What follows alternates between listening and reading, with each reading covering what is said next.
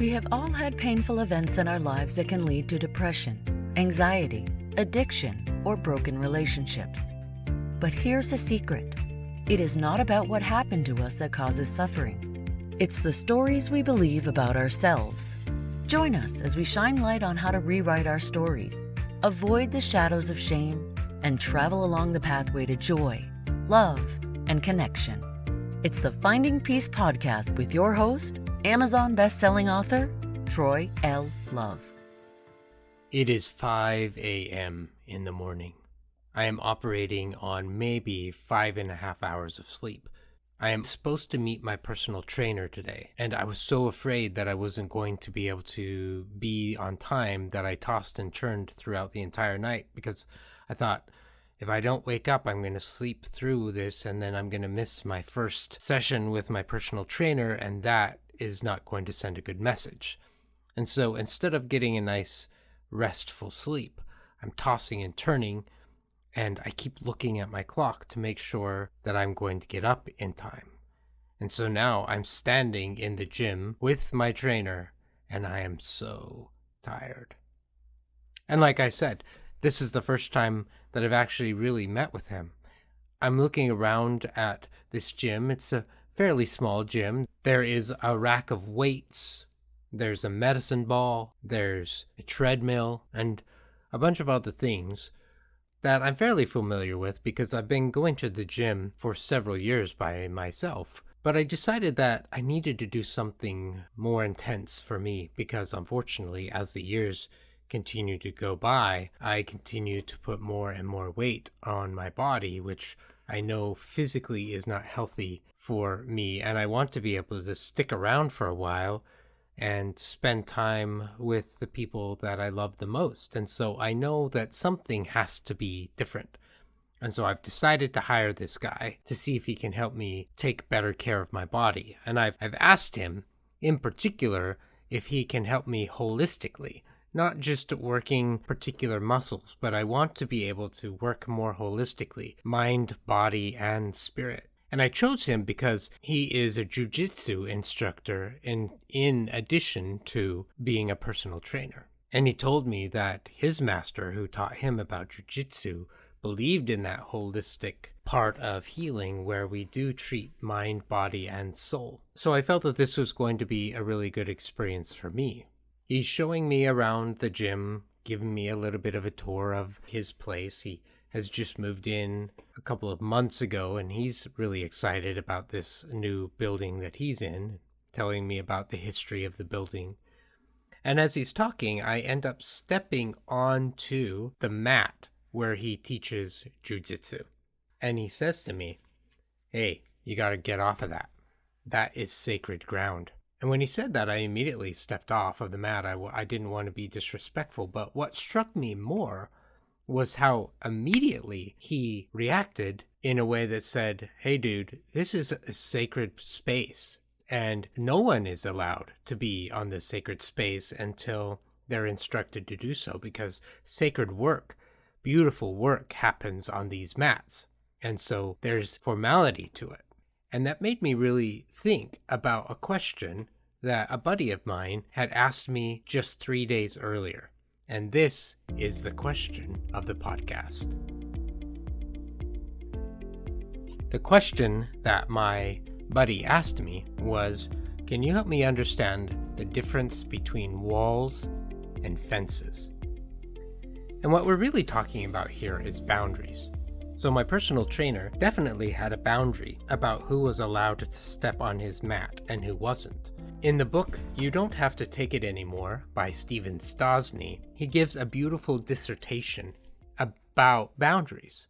And he shares the story of a woman who has been taught by many therapists about how to establish boundaries in her relationship with her husband, who tends to be abusive.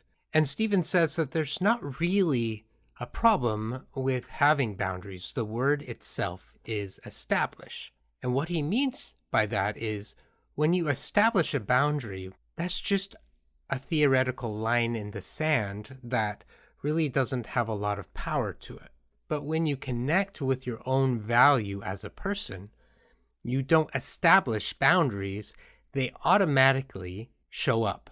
And so as I pondered upon his dissertation, I thought about this example of a house that is in the slums.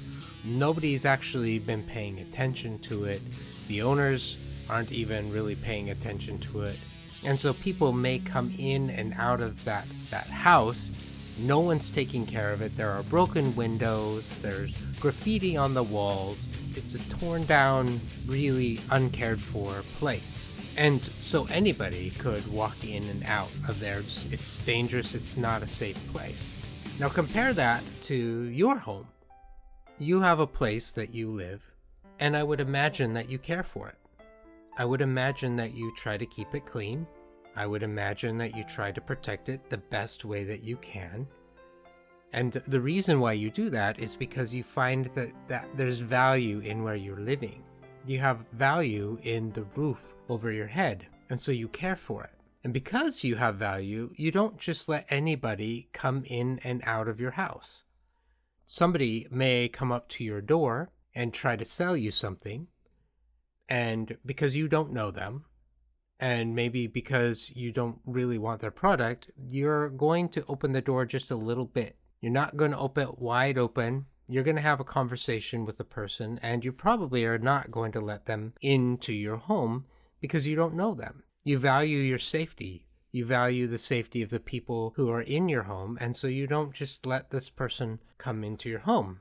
However, if you have a friend or a loved one that shows up, knocks on your door, you open it up, you see who it is, and you let them in because you want them to be a part of your life. And so you let them be in your home.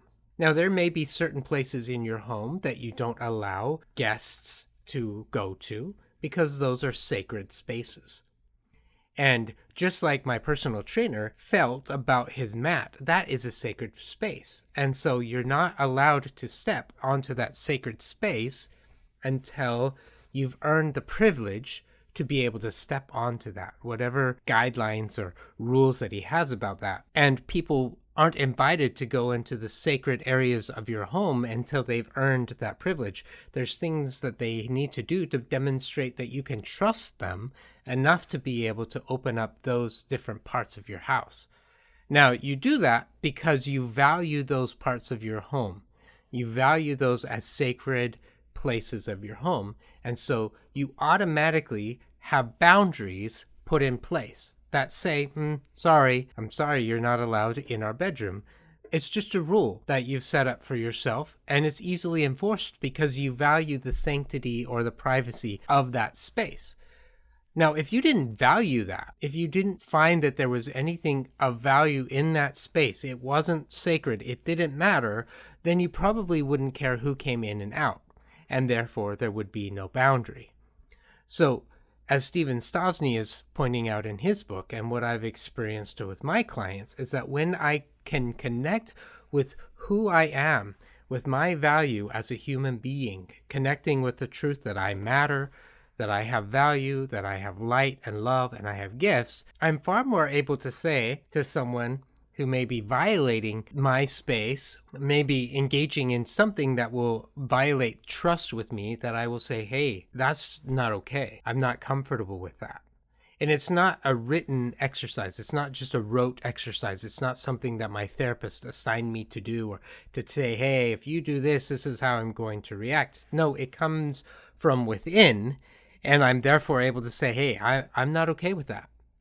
And the more that we can connect with our own value, the easier to maintain boundaries becomes, because it automatically is a part of our own sense of safety and preservation, because we believe that we are important enough to protect the parts of ourselves that matter. Now, when my friend asked me what's the difference between walls and fences, it's that sometimes a person cannot connect with their own value. Sometimes they struggle with their own sense of truth that they're enough. And so the fear of letting somebody into their life in any capacity whatsoever is prevented because they've built a wall in hopes that it will protect them from being hurt. But in the process of building that wall, they've actually built themselves into a prison where they can't come out. And then maybe they'll have a little window in which they will try to interact with the outside world through this very small contained space, but they don't let anybody see them. Now that is not a boundary, because they don't actually believe that they are worthy of connection. That is a wall that they've built, a prison that they've built, because they are afraid of being seen. They're afraid of being vulnerable because they don't want to get hurt. And so they put walls up. Sometimes they will put walls up with everybody, and sometimes they'll just put walls up between one or two people. Why do they do that? Well, because, as I said, they are afraid of getting hurt. They're not necessarily connecting with their own value as a person. They just don't want to experience the pain again, and so the walls go up. Now, the difference between that and a gate or a fence is that with a fence, I can still interact. It's like I have the white picket fence in front of my house, for example, and the people can walk by, but there is this barrier that says, hey, this is my sacred space, this is my property, and you can come on it if you're invited. But if you're not invited, then you have to stay on the other side of the fence. But I can interact with you. I can see who you are. I can have wonderful conversations with you. And if I feel like I can trust you, then I'm going to invite you into the yard. And if I feel like I can trust you a little bit more, I might invite you into my living room, and so on. But it's not a wall. I'm allowing myself to be seen because I recognize that I matter and that I have value. And I'm able to see the other person. And in that process, I'm assessing whether or not this person is somebody that I can trust. But I'm not shutting myself down. I'm not building a wall that says, hey, I'm not going to let you see me. I'm not going to interact with you. Walls are built because of shame. Walls are built because I don't believe that I'm worthy of love and belonging, and so I'm going to put up the wall to protect myself from being hurt. Fences are built when I connect that I matter, when I connect with the truth that I have value, and I'm willing to be able to let that value be seen, but I'm not necessarily going to let you walk into every aspect of my life until I know that I can trust you. And so that's the difference really between walls and fences. And as I think about my trainer, he definitely had this invisible fence around his mat. It's not that I will never be able to step on that mat, because as he and I have talked about, I'm actually interested in learning more about what happens on that mat, and I'm hoping that he will teach me. But right now, I haven't earned his trust enough to be able to step onto something that is sacred. And so he's getting to know me, and I'm getting to know him. And it's his mat, so he gets to say who gets to go on it and who doesn't.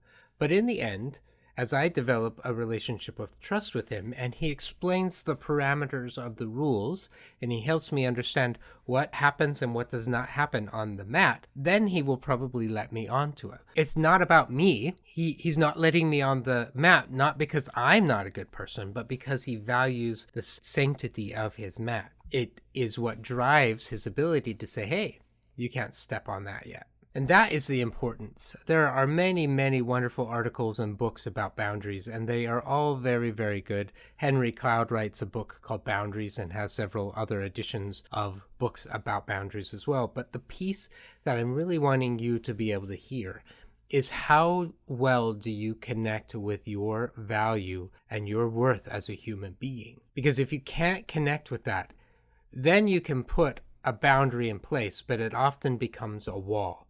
It often becomes a barrier that pushes the other person away, rather than when you're able to connect with yourself and the person is engaging in behaviors for which you're not okay, or they're engaging in things that cause you not to trust them, then you're able to say, hey, I know that I matter.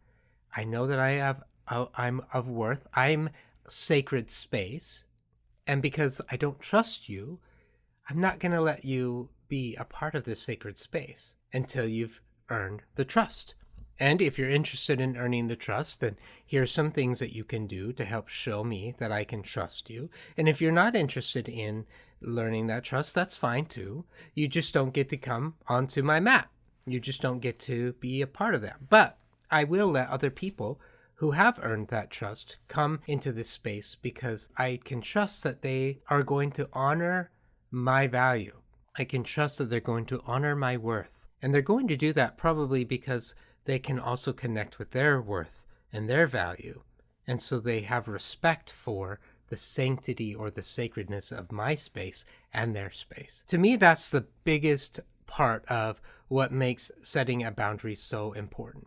And what I know is that when we really walk through this, our shadows of shame will show up and try to hijack us and tell us that there's something wrong with us, that we're trying to set these boundaries, and we're probably not going to maintain these boundaries very long. And what's wrong with you? Those shadows of shame show up to hijack that. But when we really connect with our core truth, that I matter, that I have value, that I have gifts and talents and abilities that I can share with the world, it automatically puts into place, and I'm going to protect that because it's sacred.